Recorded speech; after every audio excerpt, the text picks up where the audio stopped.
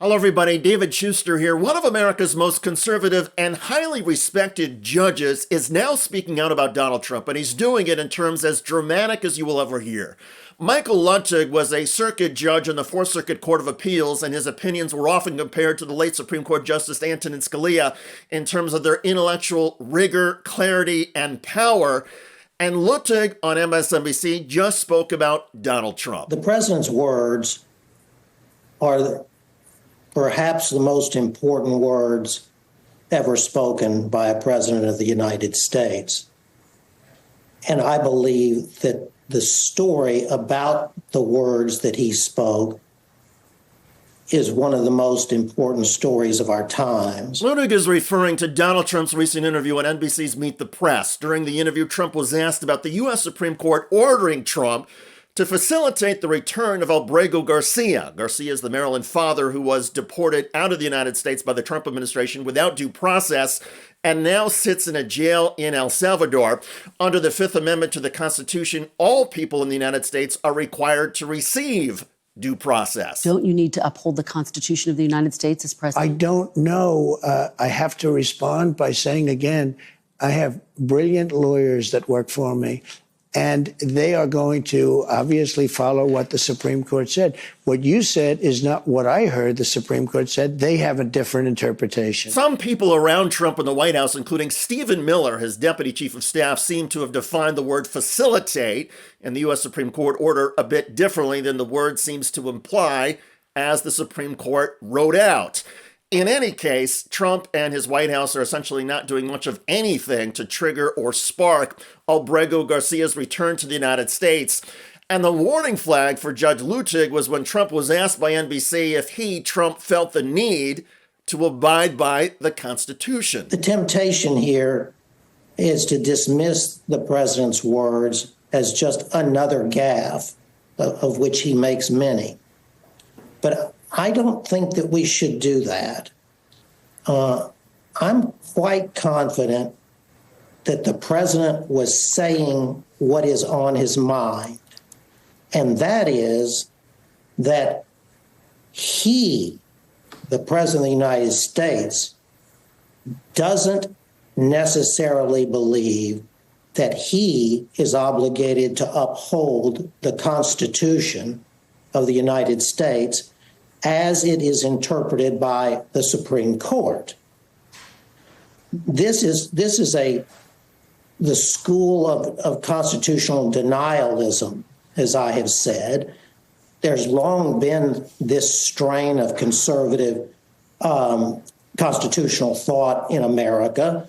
I've studied it, thought about it, wrestled with it for 45 years of my own career.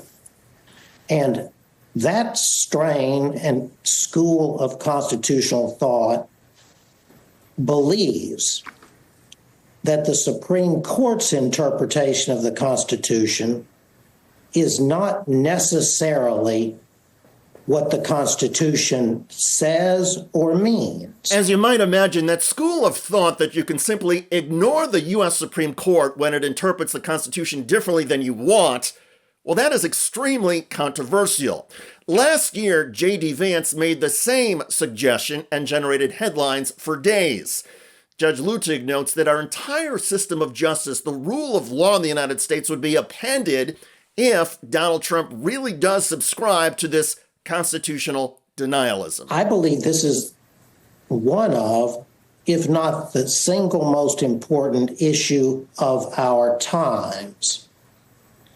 That issue being for the President of the United States to tell the American people exactly what he does believe about his constitutional obligation to uphold the Constitution of the United States. And Judge Luttig noted that in another part of the NBC interview, Donald Trump also hedged on upholding due process, and that irrespective of what the Supreme Court says or rules, Donald Trump does not believe that he or his White House need to afford due process to the migrants that the Trump administration has deported unlawfully.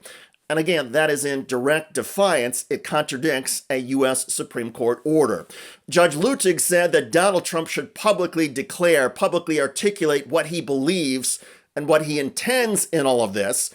And as a public remedy, the judge noted that the U.S. Constitution is not a document that accounts for this kind of president of the United States. The premise of the Constitution, the underlying assumption of the Constitution, one, is that America would never have a president of the United States who even thought about not upholding the Constitution of the United States, much less a president that would say that.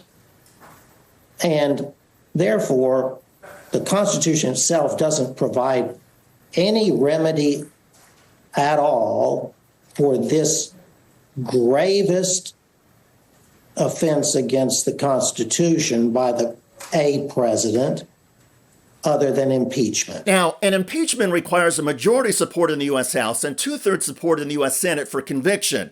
The numbers are not there for that. So what Judge Luttig is underscoring is that America is in uncharted waters if a majority of the public still believes in the authority of the U.S. Supreme Court and in the power, the binding power of the Constitution.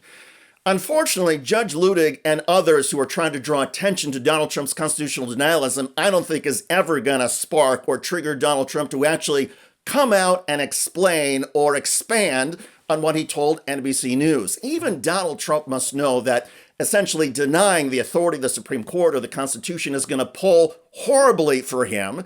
And so Donald Trump is not going to tell the truth, even if he believes that he can ignore the Supreme Court and flaunt the Constitution. However, when a conservative, respected jurist like Michael Luttig comes out and talks about this, it behooves all of us to pay attention.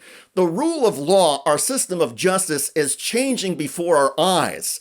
And Donald Trump's power grab is unprecedented. By the way, there are new questions now about Donald Trump's mental health, given some things that he has said recently. Of course, you have the Declaration of Independence. What does it mean to you? Well, it means exactly what it says. It's a declaration. It's a declaration of unity and love and respect, and it means a lot. And it's something very special to our country. Check out Terry Moran's perplexed face. You see, the Declaration of Independence is not a declaration of unity and love and respect. It lists 27 specific complaints against King George III and the British government.